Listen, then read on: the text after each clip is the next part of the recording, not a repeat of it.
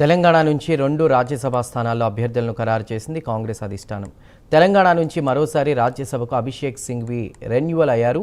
రాష్ట్రం నుంచి ఈసారి రాజ్యసభకు వెళ్లేందుకు ఇద్దరికి అవకాశం ఉండగా అందులో ఒక స్థానం సుప్రీంకోర్టు న్యాయవాది అభిషేక్ మను సింఘ్వికి రెన్యువల్ అయింది.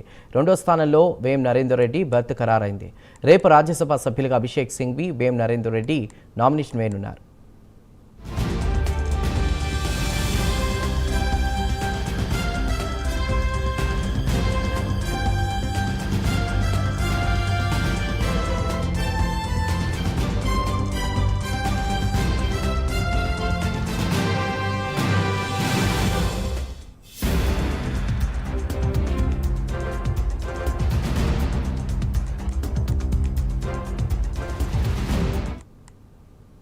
తెలంగాణ నుంచి 2 రాజ్యసభ స్థానాల్లో అభ్యర్థులను ఖరారు చేసింది కాంగ్రెస్ అధిష్టానం.